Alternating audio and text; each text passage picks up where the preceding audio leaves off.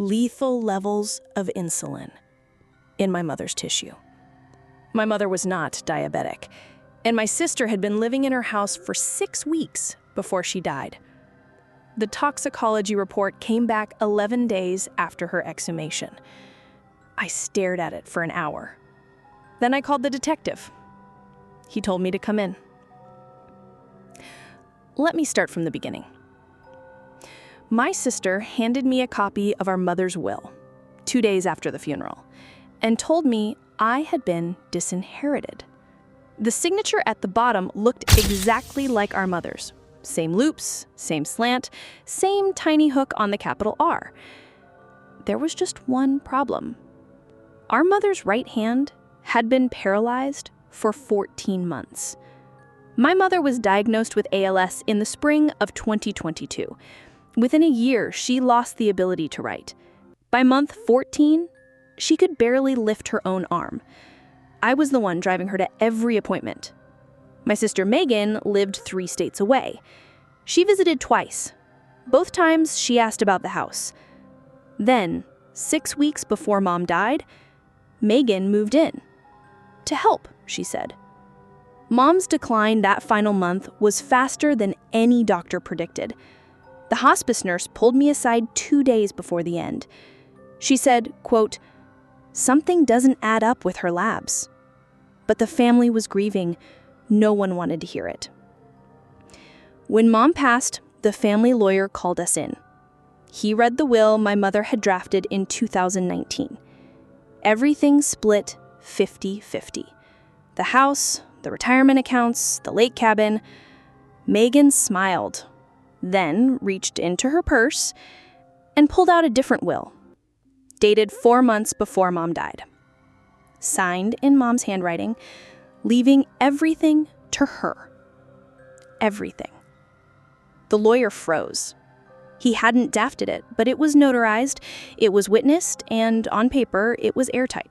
I drove home that night, sat in my car for an hour, and remembered something Megan didn't know. My mother's last physical therapy session. 3 months before she died, her therapist had asked her to sign a consent form. She tried. She couldn't. Her hand wouldn't close around the pen. I had been in the room. I had watched her cry. But here's what stopped me cold.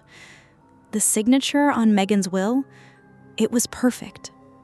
Better than Mom's signature from when she was healthy, steady, confident, not a single tremor.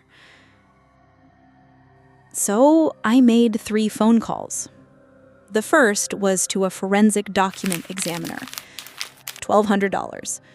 She gave me a preliminary opinion in 9 days. The signature was traced, almost certainly from the 2019 will. The second call was to the notary, a woman named Diane, worked out of a strip mall in my sister's town. When I told her my mother had ALS and a paralyzed hand, Diane went quiet for a long time. Then she said, quote, "The woman who came in seemed perfectly fine to me." The woman who came in, not my mother. The third call was to the hospice nurse, the one who had pulled me aside. I asked her one question. What didn't add up? She said Mom's potassium was dropping. Fast. In a pattern she had only seen one other time in her career, when a patient was being given something they shouldn't have been given. I asked her if she still had the records. She said she did.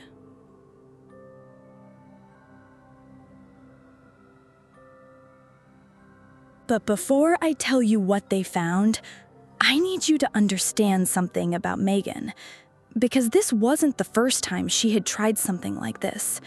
When we were teenagers, she forged my father's signature on a check for $1,800. He didn't press charges. He told me, "She's family. We protect family." When she was 22, she opened a credit card in my name, ran it up to $9,000. My parents paid it off and made me promise not to tell anyone. So when I told my father what I suspected, his first words weren't shock. They were, "Please don't do this to the family." I did it anyway. The police ordered an exhumation, and you already heard what they found. They executed a search warrant on Megan's apartment the next morning. What they found in her closet, I will never forget.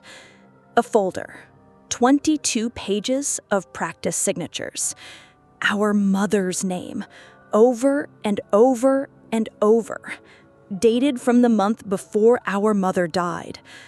Underneath that, a printed email from a forger in Eastern Europe, quoting $400 for a notarized document. And in her medicine cabinet, 3 unopened vials of rapid-acting insulin, prescribed to no one. The probate court invalidated the second will in October. My sister was charged with forgery, elder fraud, identity theft, and second-degree murder. She took a plea deal on the financial charges. The murder charge is still pending trial. My father stopped speaking to me the day I testified at the grand jury. He says I destroyed the family. He still doesn't understand. Megan killed our mother. I just refused to bury the evidence with her. Last week, I was cleaning out Mom's storage unit. In a box of old birthday cards, I found a letter she had written to me, hand-typed on her old laptop, dated 2 months before she died. The last line said, quote, "Whatever your sister tries to do, I am so sorry. I think she is hurting me. Please don't let her win." End quote. She knew.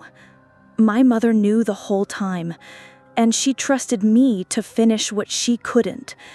So I have to ask you, if you were me, knowing what your father said, knowing what was buried with your mother, would you have called the police, or would you have protected the family?